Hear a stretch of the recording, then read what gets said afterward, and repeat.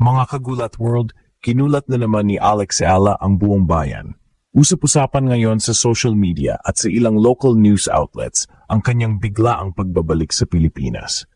Walang official announcement mula mismo sa verified accounts ni Alex, pero nagkalat ang mga video at post online na nagpapakita ng kanyang pagdating sa Maynila. Manila Bulletin at iba pang kilalang outlets ang naglabas ng clips na tila kumpirmado. Alex is back home para sa isang well-deserved break. Ang nakakagulat, parang rockstar ang dating niya. Fans flocked to welcome her at kahit walang malakas na hype mula sa kanyang official team, natural na lumutang ang excitement ng mga Pilipino. May mga YouTube shorts at Facebook videos na nag-viral agad. Makikita ang mga supporters na sabik na makita ang ating tennis pride.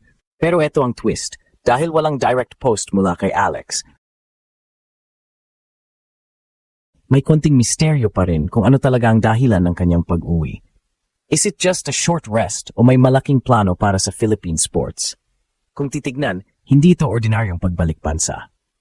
Alex Ayala sa murang edad ay tinuturing ng isa sa mga pinakasikat at pinakamaimpluwensyang Pinoy athletes worldwide. From Paris to New York courts, dala niya ang bandila ng Pilipinas. At ngayon, kahit simpleng arrival lang, ginawang malaking kaganapan ng kanyang fans. Mga kagulat word, ito ang tanong, kung ganito kainit ang pagtanggap sa kanya sa Pilipinas, handa na ba ang bansa na mas malalim na suportahan si Alex, hindi lang bilang isang athlete, kundi bilang isang inspirasyon ng bagong henerasyon? Mga kagulat word, usap-usapan ngayon sa buong social media ang bigla ang pagbabalik ni Alex Ayala sa Pilipinas. Sa Facebook, YouTube, at iba't ibang news pages, kumalat ang videos at clips na nagpapakita ng kanyang grand arrival sa Manila. Parang superstar ang dating. May mga fans na sumasalubong, may cameras na nakatutok, at may netizens na agad nag-upload ng bawat segundo ng kanyang pagdating. Ayon sa ilang reports, dumating si Alex para sa isang well-deserved break matapos ang sunod-sunod na international tournaments. Pero kahit simpleng pahinga lang daw ang pakay niya, naging instant event ito para sa mga supporters. Imagine, isang tennis player na halos hindi pa ganap na nakikita ng malapitan ng karamihan, biglang nagmistulang rock concert ang salubong. Dito natin makikita kung gaano kalaki ang kanyang naabot na kasikatan. Sa totoo lang, kagulat word, bihirang-bihira ang mga atleta mula sa Pilipinas na nakakapasok sa spotlight ng global tennis. Kaya't bawat balik ni Alex sa bansa ay parang victory parade na rin. Hindi na lang siya simpleng atleta. Siya na ngayon ang simbolo ng hope at inspiration para sa mga kabataan na nangangarap na makapasok sa world stage. Dagdag pa rito, hindi ito unang beses na ginulat ni Alex ang mga Pinoy. Tandaan natin ang kanyang pagkapanalo sa juniors Grand Slam tournaments at ang pagiging bahagi niya ng mga major women's events sa WTA Tour. Pero iba ang pakiramdam kapag siya'y bumabalik sa Pilipinas. Parang sinasabi ng lahat, ito ang atin, Pinoy pride talaga. Gayunpaman, may mga nagtatanong, bakit walang official post mula sa mismong verified social accounts ni Alex tungkol sa kanyang arrival? Bagamat may mga kumpirmasyon mula sa news outlets at fan pages, wala pang malinaw na post mula sa kanyang Instagram o official FB. Dahil dito, mas lalong naging usap-usapan at mas nagdagdag ng intrigue sa kanyang pagdating. Totoo nga bang simpleng break lang ito o may mas malaking plano sa likod ng kanyang pagbalik? Isang bagay ang sigurado, kinulat muli ni Alex Ayala ang fans. Hindi lang sa court kundi pati na rin sa kanyang simpleng presensya. Superstar treatment, rockstar vibe, at walang dudang siya ngayon ang pinakasikat na Pinoy athlete sa buong mundo today. Kung explosive ang arrival ni Alex Ayala sa Manila, mas interesting ang mga tanong na lumulutang ngayon. Ano nga ba ang susunod para sa ating tennis rockstar? Sa social media, hindi lang fans ang nagbubunyi, pati mga sports analysts ay naglalabas ng kanilang hula.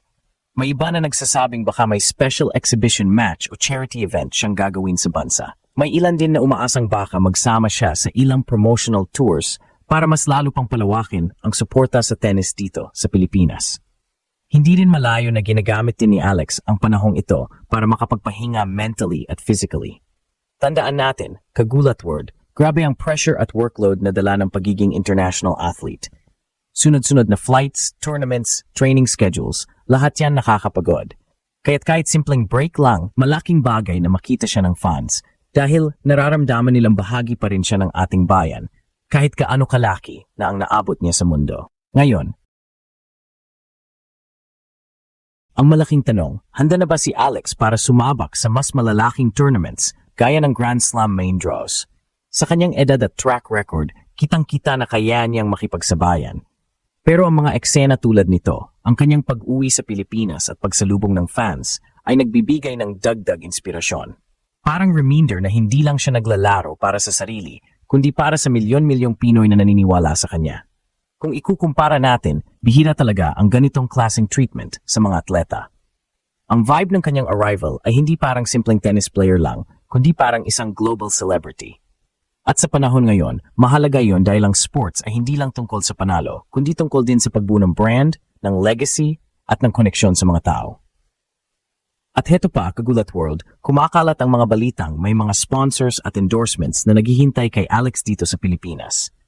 Ibig sabihin, hindi lang siya nagdadala ng karangalan sa bansa sa pamamagitan ng kanyang laro, kundi pati sa economic at cultural impact. Imagine, isang Pinay tennis player na nagiging mukha ng mga international brands, ibang level na ito. Sa lahat ng ito, isang bagay ang malinaw. Ang bawat galaw ni Alex Ala ay may bigat at may epekto, hindi lang sa court, kundi pati na rin sa puso ng sambayanang Pilipino. Kaya naman, bawat pag-uwi niya ay nagiging malaking balita at bawat kwento niya ay nagiging inspirasyon. Mga Kagulat World, kung may isang bagay na hindi matatawaran sa pagbabalik ni Alex Ala sa Pilipinas, yun ay ang epekto niya sa fans. Sa mga videos na kumakalat, makikita mong parang rock concert ang eksena. May sigawan, may banners, at may mga batang nakatingin na tila nakakita ng kanilang idol. Hindi na lang basta tennis player si Alex, kundi simbolo na ng pangarap ng bawat Pinoy athlete na gustong makilala sa buong mundo. Sa totoo lang, bihirang-bihira ang ganitong klaseng aura. Usually, reserved lang ito para sa mga global icons gaya ni na Manny Pacquiao o kahit Jalen Green na NBA star. Pero ngayon, sa murang edad ni Alex, nararamdaman na agad ang superstar treatment. At ito ang dahilan kung bakit lalo siyang nagiging inspirasyon sa mga kabataan. Kung kaya ni Alex, kaya rin nila. Yan ang mensahe.